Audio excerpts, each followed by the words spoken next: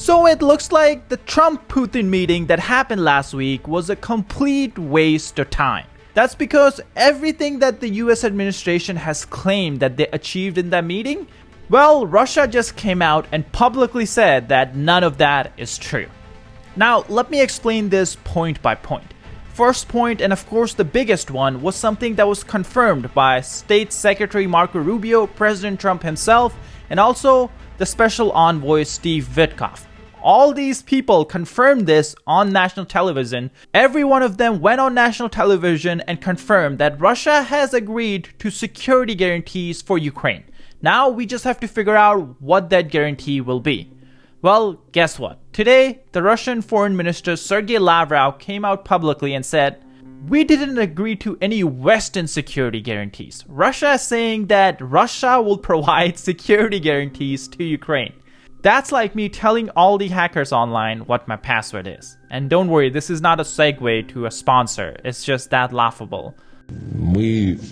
I support the idea that these guarantees must be truly reliable. Here we have a very good example, which, by the way, came from the Ukrainian side itself, as was the case in Istanbul in April 2022. The Ukrainian side proposed, and our delegation at that time agreed, to work out security guarantees that would involve all permanent members of the UN Security Council, that is, the Russian Federation, the People's Republic of China, the United States, France, and the United Kingdom. In addition, certain other countries were mentioned, including Germany, Turkey, and others that might be interested in joining this group of security guarantors. I am confident that in the West, first and foremost in the United States, they perfectly understand that discussing the issue of security without the Russian Federation in a serious manner is a utopia, a road to nowhere.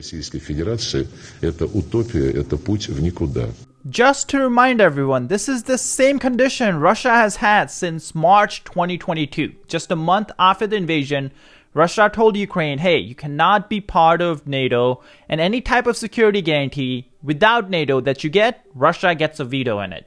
Meaning that if Russia invades in the future, and let's say Ukraine has defense alliances with other Western countries, Russia can vote on it and say, hey, this is not an invasion, so the other countries cannot come in and help Ukraine. It's laughable, and I hope Trump administration realizes how bad this makes them look. Because this was not some report that said this is what was agreed during the meeting. We had members of the administration and President himself confirm on television that this is what was agreed on, and now Russia is saying, not really. Our conditions are same as they were 3 years ago. Lavrov also confirmed that Putin never actually agreed to meet with Zelensky. In fact, according to Lavrov, as you can see from the quote on your screen, Putin confirmed to continue negotiations with Ukrainians while raising the level of delegations, meaning someone who's going to be a little bit higher up in the Russian government is going to come down and tell Ukrainians, hey, the killing is not going to stop. That's it. Now, this is something President Trump personally confirmed, saying that when he called Putin while he was meeting with European leaders, he convinced Putin to meet with Zelensky. Well, now it seems that's not exactly true, and I think now it's time for President Trump to face up to the truth that Putin doesn't really want peace. And if Trump wants to bring peace to Ukraine, only way to do that is by putting pressure on Russia, not trying to appease dictators by inviting them to Alaska. Now, this is something I talked recently with fellow YouTuber Preston Stewart, who's been covering this invasion ever since it started, and here's that conversation. What's up, everyone? Today we have none other than Preston Stewart, a fellow YouTuber who has been following geopolitical events since a few years now, right? It's fair, yeah. Perfect. And we'll get started with the most recent news. How would you react to the Putin-Trump summit? And then we'll talk about the European summit that happened. Man, it's been a lot in a couple days here. Sam, thank you so much for having me on, man. I've been looking forward to this. So, roller coaster is probably the best way to put it. Personally, I like that we're trying something to get towards some sort of peace deal. So a big meeting between Trump and Putin in Alaska on Friday. They did bring some other folks. The U.S. delegation was pretty sizable and kept growing. The Russia delegation, I think, was 3 to 6. Unfortunately, it looks like something happened in those meetings and it did not continue as expected. So there was supposed to be some sort of working lunch where all of these advisors, like the Secretary of State and the Russian foreign minister and all these others, were set to meet. It doesn't look like they got to that part, which, reading between the lines, makes you think something didn't go well. Usually you wouldn't cancel something like that. They're traveling all that way. If they're really making progress, you find a way to drag it out. So coming out of that, we had a lot of statements. It was a lot of trust me type statements because, we didn't have really anything on camera from the two parties. From Steve Witkoff, the U.S. Special Envoy, it was a lot about security guarantees, a lot about that both sides would have to agree on something and that they had more wins than they expected coming out of this. I would say overall, the U.S. was very positive coming out of those meetings. Russia wasn't saying much. We've heard more in recent days. But yeah, I think the initial take was positive, maybe looking back a little overly optimistic. For sure, that makes sense. Now, I will get into the security guarantees because just this morning, I just saw your video that you put out. Things have changed a lot. I'm pretty sure both of us went from optimist to like, oh, nothing was really achieved. But how would you see, a lot of people have talked about this and we try to avoid I know you do too, where you try to avoid psychoanalyzing politicians. Yeah. But do you see this as a win for Russia, being able to visit United States while Putin is a wanted criminal? Yeah, I think part of the challenge with this is everybody's looking for a win. And that doesn't help always because we don't want a meeting to happen and people try to decide who came out on top. Like, that doesn't necessarily help move the ball towards peace. So we're seeing it, though, across Russian channels. They all view it as a win, which I think is probably the only thing that really matters.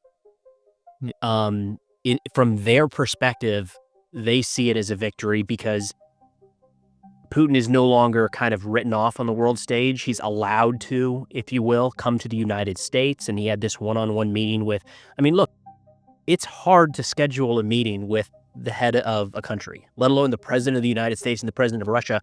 When Putin said they would meet, it was less than a week later, they had this thing put together.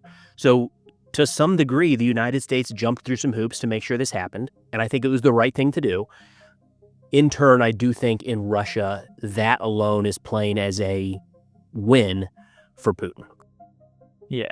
And also, this is completely off topic, but I saw next to Putin's plane, whatever it's called, I think Russia 1 or something, they had a tower where they had 7 snipers or 6 snipers on it. I don't know if you saw that. We'll put it on the side. I believe it. Is that not scary that those snipers could aim that at U.S. president if they needed to? Well, I doubt they would not. There's no way they would have been Russian snipers. Oh, yeah, that would have been. Yeah. And that goes into the details of planning this kind of thing because there has to be a lot of trust. All of the security here, there was an escort into American airspace by American fighter jets. So there's a lot of trust involved. I don't think anybody was expecting the U.S. to shoot down Putin's plane, but technically he is kind of putting himself at our, we could do something crazy like that. So yeah, snipers all over the place. They would have been all under U.S. security control. For the most part. That makes sense. Okay, that's good to know. Now, again, unplanned, but do you see the B-2 flyover as some people said that was to honor Putin, which I don't think so, but how do you see that? Is that a show of strength or was something for Putin? There's probably a couple different ways to look at it, and you're hitting the nail on the head that I think we spend too much time diving into that kind of stuff. The crazy part is, which I don't know if you have that, which I have my team always tell me to do stuff like that because it gets viewed. Right. That's the problem. You're right. It's crazy. Yeah. And the carpet being rolled out by U.S. service members was another one.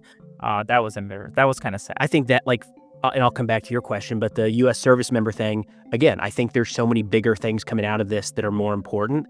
That was an easy layup for Russian propaganda. They started posting that across all their channels saying, look at the American soldiers setting down the carpet for Putin. Whether it should have or shouldn't have happened or could have been done a different way, it was an unnecessary win for Russia in that regard that we didn't have to hand them. We're lacking in the information space in that regard, not recognizing that would have been so easy for them to seize upon. The B-2, I wouldn't chalk too much up to it. It's Trump does like that kind of thing, that the show of force, the show of strength. The B-2, I think, was If this had happened 6 months ago, it would have maybe been some F-35s or something. But I think he wanted to show the B-2s after the strike on Iran. So I think he was, in a sense, trying to show, remember that? We just did that to Iran with some Russian air defense assets in country, and they didn't even see them. So I think there was some of that. How much it actually mattered, I don't know. Probably not a lot. For sure. And I guess now we can shift to what happened just a few days ago, where the European leaders came to the United States and Zelensky was here. Compared to last time Zelensky was here, it did go really well. How do you look at it in the grand scheme of things, not just a comparison? Yeah, this one, we end up finding ourselves more and more down, unfortunately, like partisan rabbit holes here, because everybody wants it to be all one thing or another. My personal view is all of this is a net positive, but if nothing comes of it, then it's not good. So I think the meetings on Monday were great. It was awesome to see this coalition come together. The European leaders, again, you know how hard it is to get the leader of a country to go anywhere? Like how their schedules are booked, man, right? Like they don't have next Wednesday open.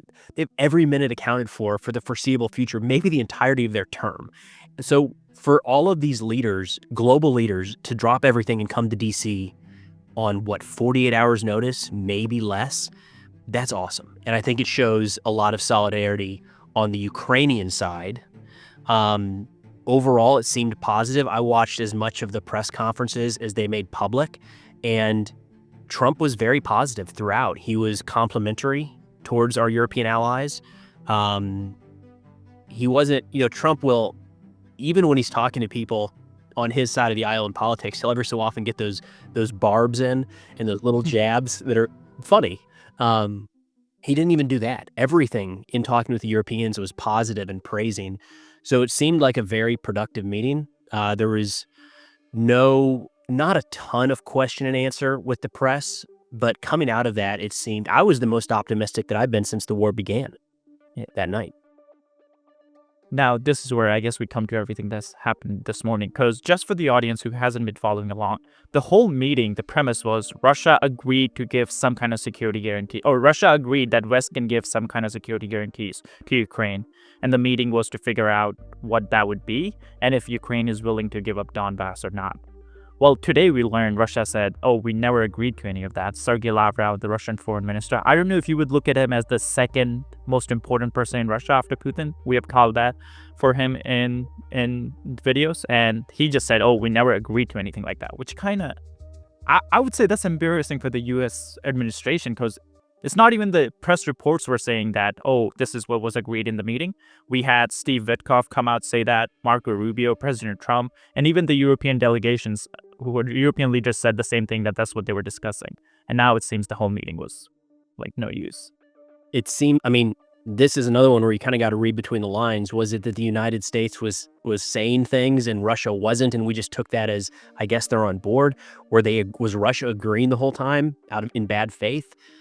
What Lavrov is doing right now is very much like dragging it out. He's not directly saying no to everything. He's just adding all of these additional, like you mentioned security guarantee. He wants Russia to be a part of that, and Russia has to approve it. That is insane. Like, whether you think, there's a good end state here or not, or if you fall on the Russian side or the Ukrainian side, the idea that the whole security guarantee concept is to protect Ukraine from Russia. The idea that Russia gets to decide what an actual good security guarantee is wild. So that's going to be a bit of a roadblock in moving that forward. So Roadblock. Yeah, like, come on, man. So I don't know. I think what a lot of folks will fall back on is that Russia hasn't been acting in good faith a lot of this time. A lot of Russian commentators today are saying that this is just a stalling tactic, because the longer this drags on, that benefits Russia long term. I could see that. And it's kind of what it looks like day by day as this kind of drags out.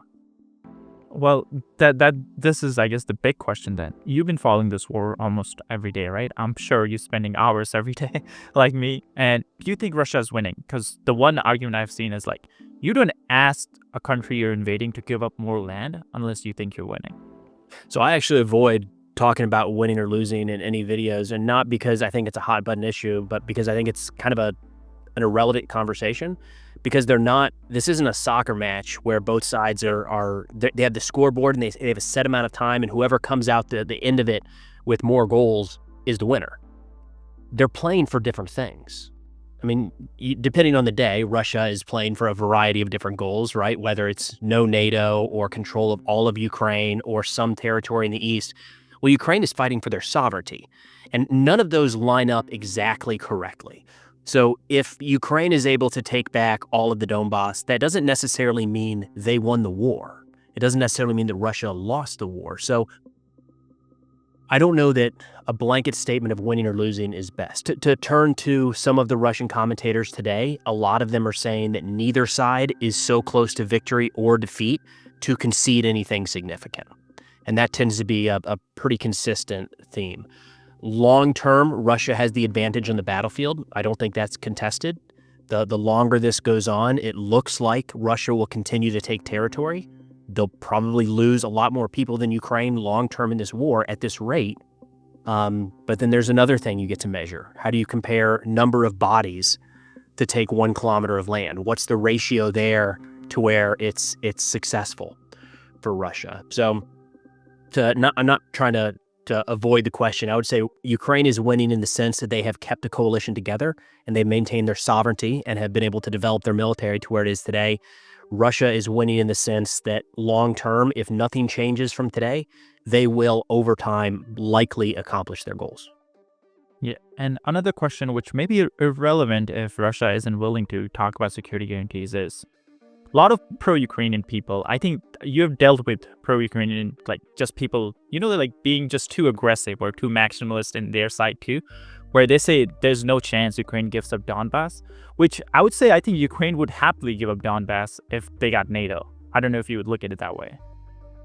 I think, again, we're United States, right? Just guess. Well, no, but look at, there should have been no contest in Vietnam. It should have been no contest in Afghanistan. So there's so many conflicts throughout the world where you look at the larger and the bigger military there and the capabilities and say there's no possible way the Taliban could beat the United States. And if we look back now, I think it's safe to say the Taliban came out on top in a lot of ways in that conflict. So it is, we draw that line saying Ukraine could never do this, and I'd say it's unlikely right now. It's definitely not going to happen in the short term.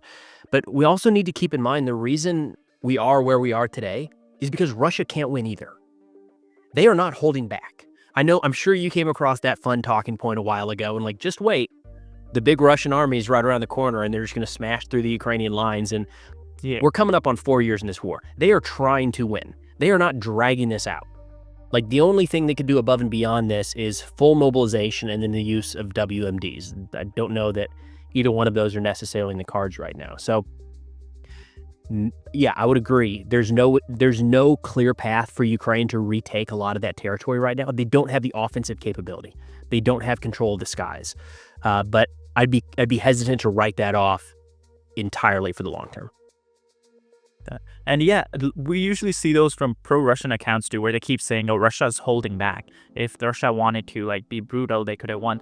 And they don't say that on Russian social media, because imagine some mother who lost their son in the battle and she hears, Russia's holding back. That's why her son was killed in Ukraine. The Russian channels that complain about holding back are the ones that say the state should go further and reduce Kyiv to rubble.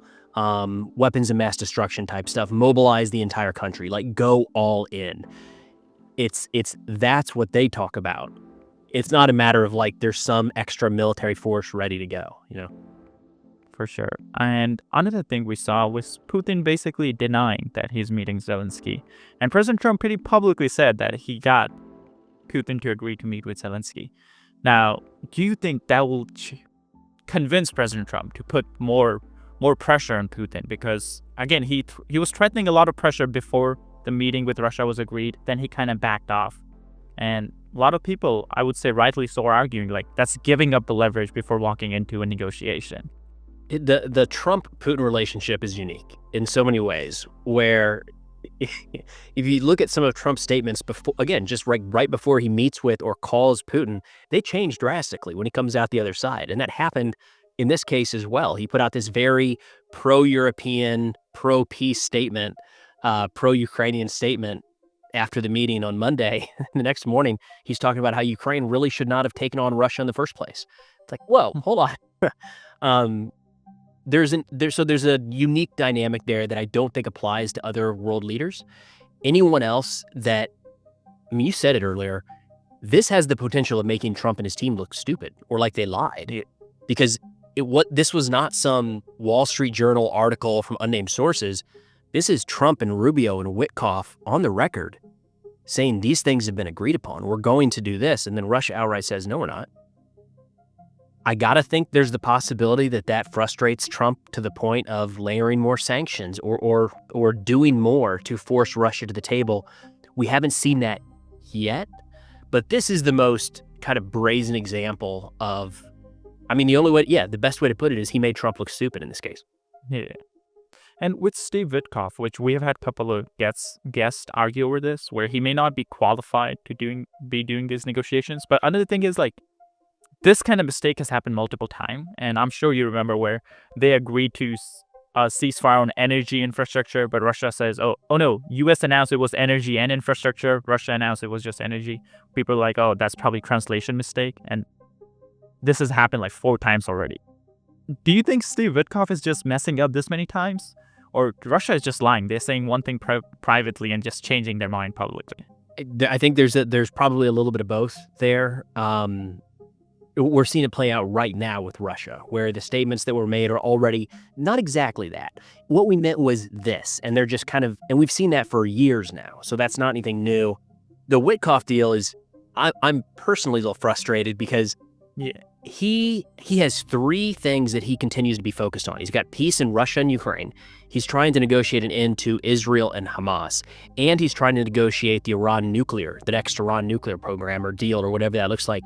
Each one of those are existential issues for the countries involved, the parties involved. And they have full teams dedicated all day, every day, focused on accomplishing their goals in that regard. We have one person, and I know he has some team, but at the very least, he's split between those 3. He is at such a disadvantage going into those meetings. I don't know why we don't have one person for each.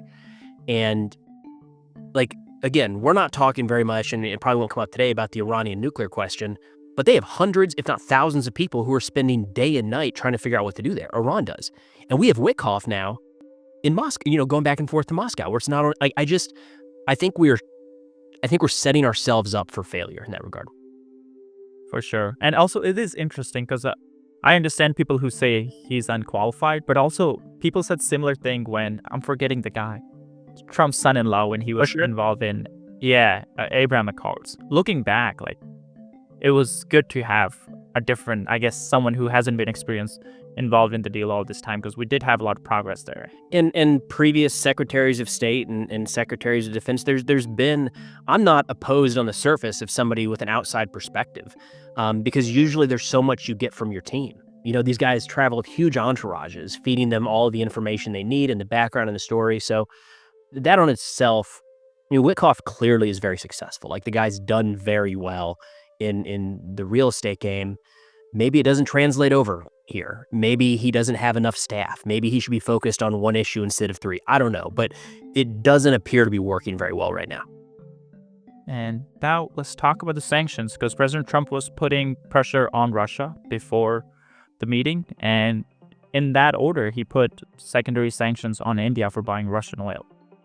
Do you think, so on this channel, we have talked about, like, it was a good thing. We argue, and I don't know what you think. It was a good thing he put sanctions on India, but I think it's problematic that it was only India. No China, no Turkey, no Brazil, no Europe. So do you think that's problematic, and how does that affect the India-US relationship? I think we're yet to see how it'll affect the relationship.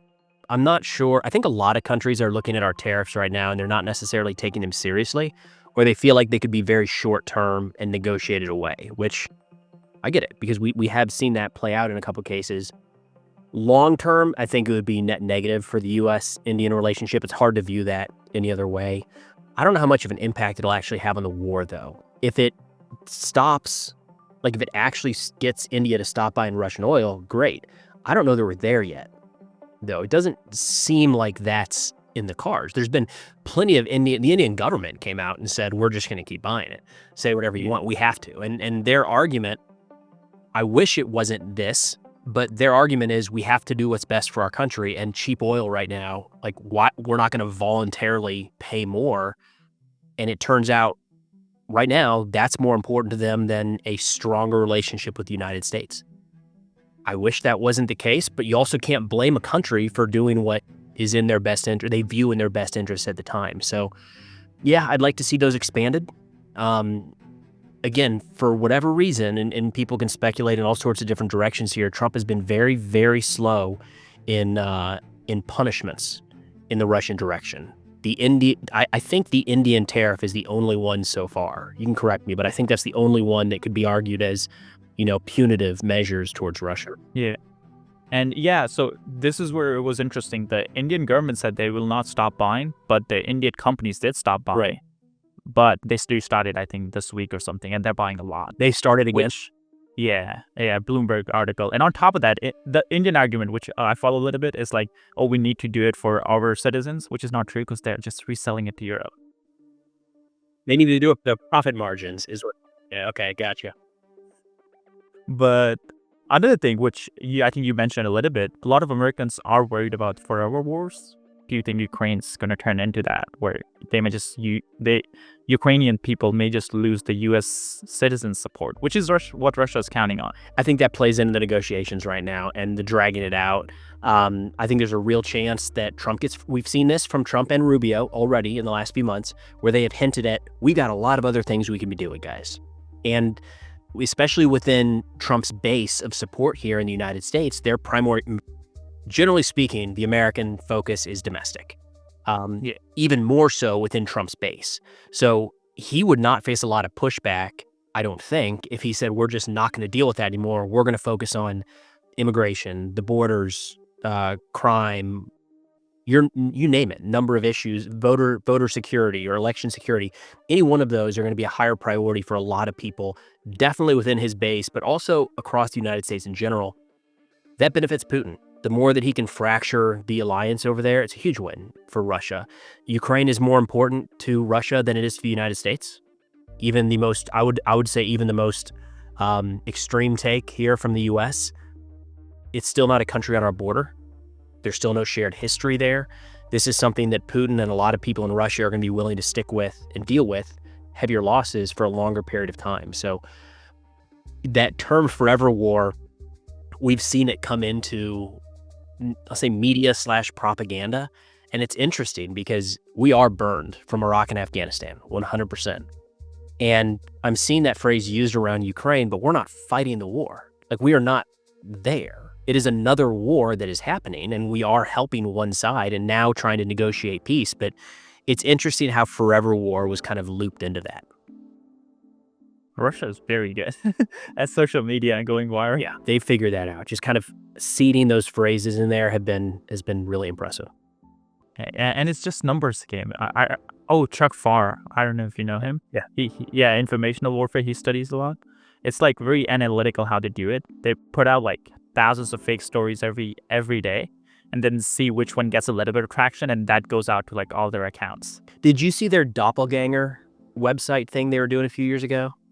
I'm sure they're still doing it. What was that? So let's say the New York Times website is nyt.com or something, right? Yeah. So they would buy domains that were like nytime.com or something that was close enough to where, like, at a quick glance, it would look like the website you think you're going to.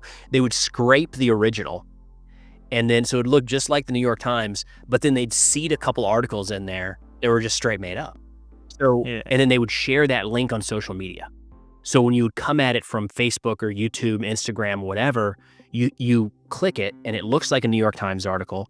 You get to the website, it looks like the New York Times, and right up top is about, and it was always like, it was never outrageous stuff. It was like, Ukraine admits they don't know where $70 billion US is. Oh. And it's like, whoa, wait. And it has fake quotes and fake citations and all that stuff. Doppelgangers, what they called it. They went after a bunch of big French newspapers. Okay. That's a clip that's going viral. Dude, it's so smart, isn't it? And it's frustrating. Yeah, it is insane. But Trump has also publicly said there will be no U.S. boots on the ground. Does that hurt Ukrainians' ability to get proper security guarantees? The security guarantee thing, I think, is way too open right now. Yeah, I don't know. I mean, technically, a little bit. I mean, it would be better for Ukraine in terms of pure security guarantees for Ukraine. It would be better for them if the United States had boots on the ground, aircraft overhead, bases in Ukraine. 100% that's better for Ukraine. I don't know that that's on the table here in the U.S. right now. It seems like we're probably heading more of a direction of assisting Europe, letting them buy whatever they want from us. Which is a good thing. Would you say that or no? I think it's fine. Yeah. Yeah. I would rather that we were more involved.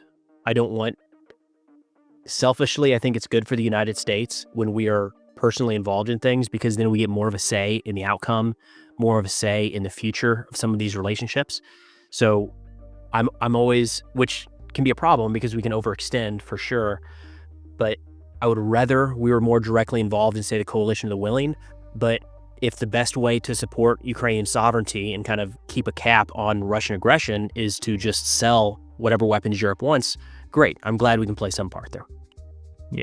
And which is also interesting, right? Because a lot of people don't understand, like, everything affects everything else. Because we had General Petraeus recently, and he had an interesting point where it's like a lot of the stuff started because we had a red line for Syria, which I was way too young back then, where the chemical weapons stuff, we had a red line, and President Obama didn't pull through on like the demands he made, and everyone saw that as like a big weakness. I don't know if you were following that.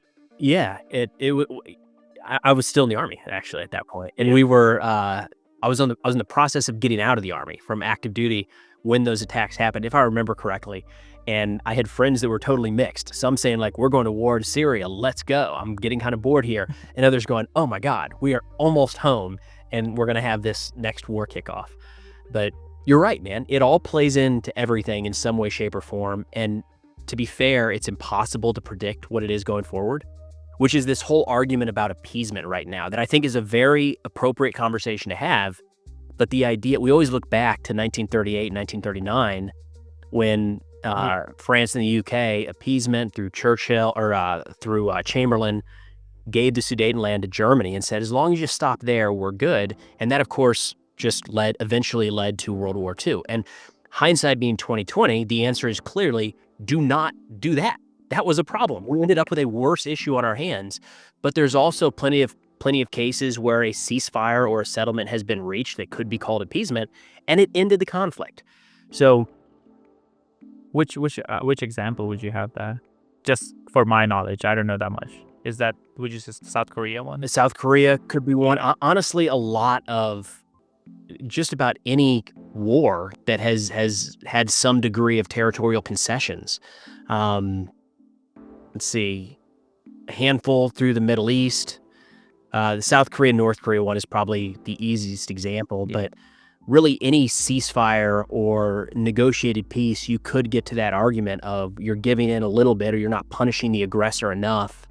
It's just going to open the door down the road. And that doesn't always happen, but if it does happen, it's awful. Yeah. But also, other thing which a lot of people do bring that up without keeping in mind, like, there was no security guarantees after Chamberlain gave up Sudetenland. So if we have security guarantees, which is like, it's definitely a bad thing that we don't punish the aggressor, but we get peace. Yeah, and I think there's going to be an interesting line to walk here because there is a desire to punish Russia, and that might not be the best move after this. You know, the best, or that might make peace less attainable, which should be the overall goal. The overall goal here should not be making Russia hurt because of what they did, but stopping the killing now and into the future, which probably, I mean, another good World War II example, right? There wasn't a lot of punishment after the war inflicted on Germany and Japan. Instead, they were helped to rebuild. Maybe that's the direction we have to go. Yeah. No, I would say first, I would agree, I guess, not that I would, but I'm sure the people would be a little bit mad about it, especially truly pro-Ukrainian people who don't, but Russia just doesn't value human life. So they're willing to kill lot more Russians than the West is willing to kill Western citizens. But it's interesting to think about, too, because, yeah, there's no doubt, and understandably so, a lot of people that hate Russia and hate Russians right now. But there had to have been more people that hated Germany in 1945. There had to have been more people that hated Japan in 1945. Yeah. And we found a way to make that work. Maybe social media is the problem. If we didn't have social media, we'd get back to that. But, Well, yeah. we'll talk about the Israel-Hamas spot, which... But it's happened before, so it is possible. I agree. It's hard to see a scenario where that would be the route, but we can do big things, you know? It is, and also it's the harder thing. That's why, like, it's like you have to make hard decisions for like a better future. So it is harder to just let someone who did something wrong just not be punished. But it's like that's what leads to peaceful times. Or I don't know if it's Civil War. President Abraham Lincoln didn't want to punish the other side. Great example. Yeah. Yeah. But okay, so now you had an interesting video which we haven't covered Israel and Hamas that much, which I wanted to cover, but good thing I didn't. A lot of the times the news I wanted to cover, as you talked about in your video, where it's like 3 days later you learn that news had a lot of holes in it. And I don't know, I'm not on TikTok. I'm guessing since you publish a lot on TikTok, you scroll on it too? A little bit. My feed on TikTok is like totally unrelated to the content I make. It's like cooking and golfing and hunting and like, it's a weird spot. No, that makes, but I know it's like, propaganda is insane on TikTok. I don't know. I don't even know if you can call it propaganda because some of the clips are true. Yeah, they're bad with it. It doesn't seem like they really care. It's very sloppy. The moderation feels very sloppy over there. And a lot of fake accounts, a lot of AI type content being published. I don't know. They've got a ways to go in that front. I don't know what YouTube and Instagram have done to make those platforms more bearable, but TikTok's behind in that regard for sure. And so I guess let's shift the focus to the Israel-Hamas conflict, which, yeah, this is tough to even question because I don't have it planned out. Tough to bring up the question where it's like, do you think this war has been going on for way too long? Or like the proportionality question that people bring up, that Israel has been carrying it out for way too long. I do think it's been going on for too long. I think that I don't know that Israel has I think it's been going on for too long, but I think Israel's not achieved their objectives. There are still hostages being held by Hamas. So they haven't done everything that they wanted to do. They also wanted to make sure that Hamas cannot ever be a power in the Gaza Strip. That's still a thing. Just today, Israel has announced strikes killing Hamas leadership. Now, that leadership has gotten thinner and people moving up the ranks and all that, but they're not there. And yeah, I would say it's gone on. I would say it's gone on too long. I think more and more people, even folks inside of Israel, are starting to feel that there's a strain on the Israeli economy. A lot of the people that are fighting this war are reservists. They have day jobs, full-time jobs. They're students, they're nurses, they're teachers, and they've been in the military now for months, maybe even years on end, with some breaks to go back into the civilian sector. It's not good for Israel to be in a war this long either. So I hope it wraps up. I would say the quickest way, you were mentioning a second ago how there's going to have to be hard decisions made. Hamas handing over the hostages would be, from my perspective, the quickest way to bring about an end to the conflict. Yeah. Until that happens, Israel has a reason to continue doing whatever they end up doing. Hamas has, I want to say it's about 50 hostages right now, and they are choosing to not hand them over. And the pushback there would be, yeah, well, that's their leverage, and they don't know what would come next. I got it. You just mentioned it. Hard decisions. I don't know exactly what would come after that either, but that seems like right now the most viable way to actually end this, and then we'll see what the next step looks like. Which, again, yeah, I don't know if Hamas would ever actually do that because they're not really worried about making Gaza like a hospitable place or making it safe for the civilians at all. It's frustrating because, first off, the vast majority of the people caught up in the middle of this would love nothing more than to go back to just being a mom, just being a kid and going to school, right? That's always been frustrating. All of Gaza is not Hamas. There are children there. There are innocent children there, no doubt. But it's hard to look at Hamas and genuinely think at this point they are doing what they can for the Palestinian people, because they have the ability to. So one of the arguments we've never heard, for instance, is that Hamas will lay down their arms and cede power. Yeah. They've never said that. And so their grip on power is based off of that is more important than the Palestinian people, is kind of the way that I read that. And yeah, they're not good. Not a good group of people. And I just want to get your thoughts on this argument, which I'm sure you have seen it, where a lot of people just compare it to, and this is a new one I recently saw, where a lot more German citizens died in World War II than, Allied citizens or British citizens. That similar argument Israel is making, like, of course there's civilian casualties, but that just happens in the war. What do you think of that? What's the question exactly?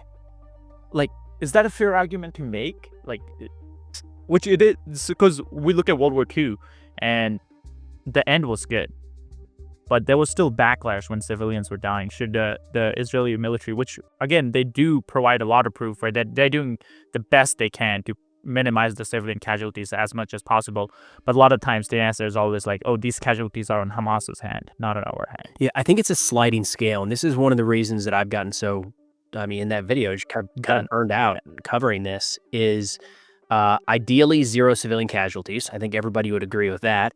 That's also not likely in most conflicts, unfortunately. So there's some degree of, just internationally, we would view it as acceptable collateral damage. It's not a nice thing to say, but there is some number there, right? Maybe it's 1% of casualties are civilians.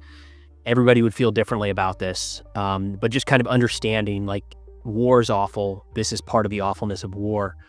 99% civilian casualties, people would say that's not okay. Clearly, you're not doing something right here. So there's somewhere in between there is the tipping point of this is you're no longer conducting a military operation. You're killing too many civilians. And the problem is that any number of these strikes will see false numbers thrown out. And I can't tell you how many times there's been an attack and Hamas will say 230 people died.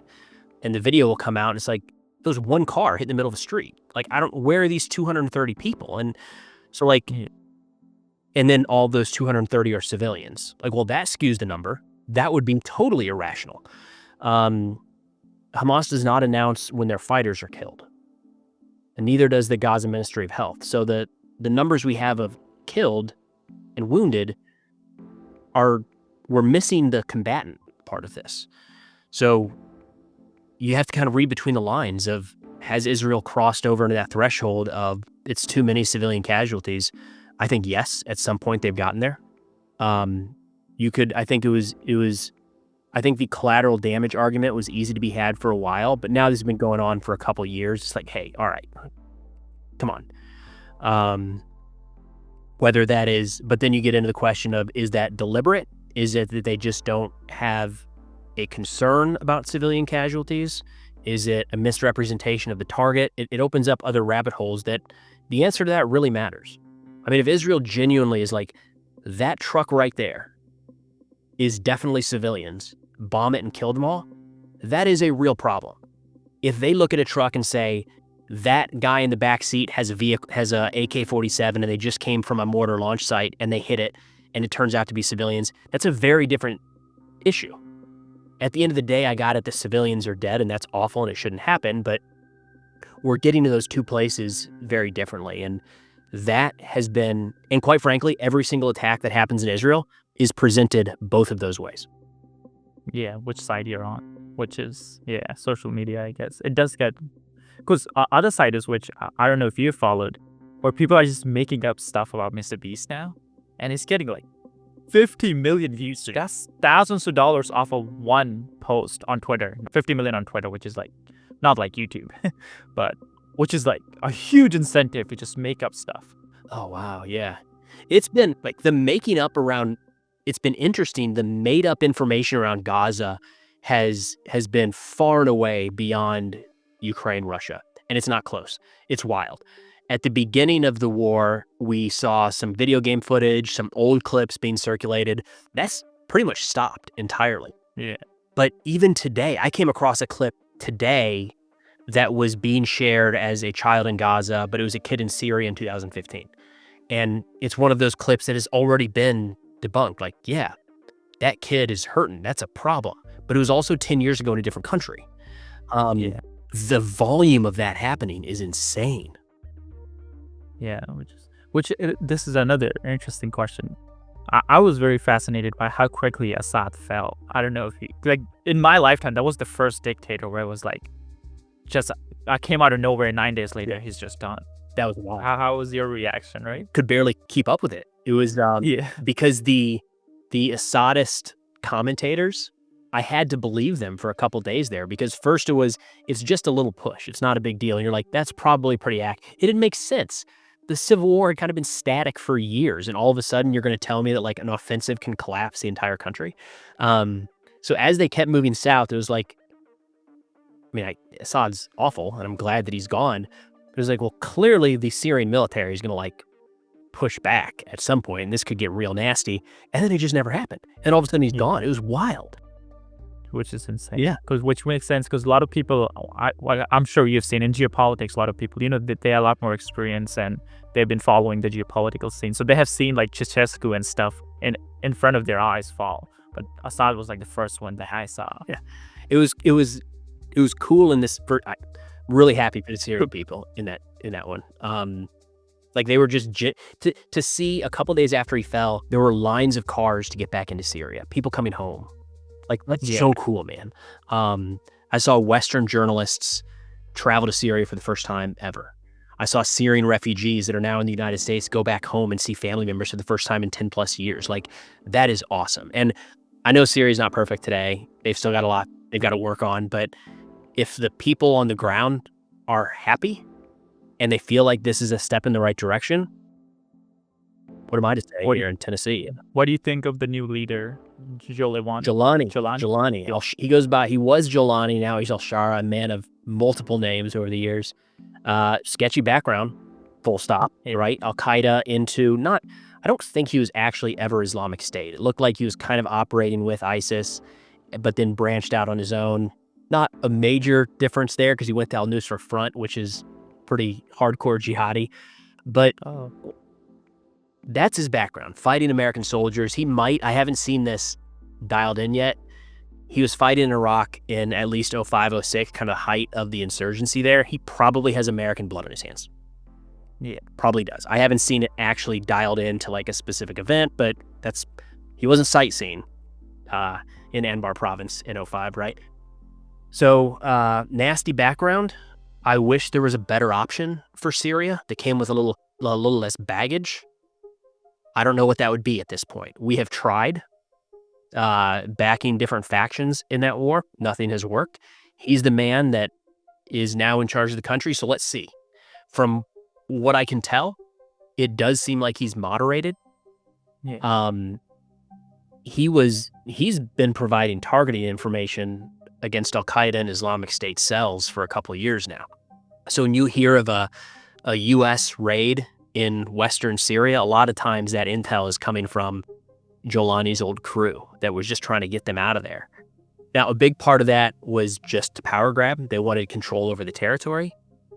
But since he's come back into power, there was the concern right out the gate of, here comes the, now comes Sharia law, and it's going to be a caliphate. And he hasn't gone that direction.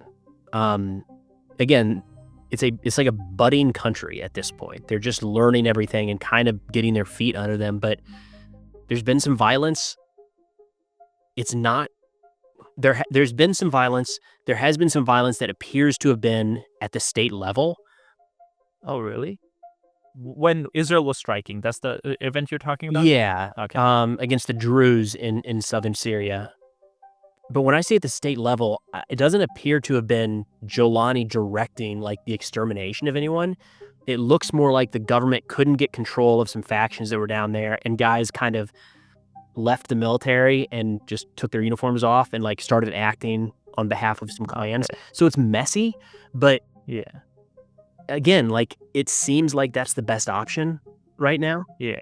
Not perfect, but So yeah, that's the situation. Which I don't know if you followed it. That was kind of where I was like, what Israel's doing doesn't seem right, because the country was recovering and people who were attacking the Jews, they weren't sanctioned by the government. Government was trying to fight them, and then Israelis started striking the capital city, the Ministry of Defense. That seemed like they just want to pick more wars. That I can't explain that one. That one, I mean, Yeah. If different information came out in the next couple of days, it would have been like, oh, they stopped this Syrian military advance to ethnically cleanse the Druze, but there's no indication that was what was happening. It seemed like a very localized skirmish with some clans. I don't know why the Ministry of Defense in Damascus needed to get hit. I think it's a pretty good sign that Israel feels invincible at this point. Yeah, which this is also, I don't even know if this is conspiracy theory or not, where, last question too, by the way, which people have said there's some kind of corruption lawsuit or corruption investigation into Netanyahu. So he wants the war to continue for as long as possible because he can delay that. I asked that question of a friend in Israel a few weeks ago. I'm not super spun up on Israeli politics. Same, yeah. He said, kind of. He said yes, that's going on in the background, but he said the ending these wars would be more of a political win for Netanyahu. Yeah. So, like, technically that is happening right now, but his take, at least, was it's not worth it. This is actually worse for Netanyahu. Like, continuing the fighting in Gaza is worse for him than what those investigations would do. But that's his take. I'm not. For sure, yeah, we haven't been following. Same, especially because there's just so many information, especially with Israel and Jewish people. You get into it, amount of conspiracy theories is insane. So if you're getting your information for clips, it's hard. It's hard. But yeah, thank you so much for coming on. Yeah. We'll link your YouTube channel. Any specific video you want, we could do that. And Okay, perfect. Thanks so much, man. Really enjoyed the conversation.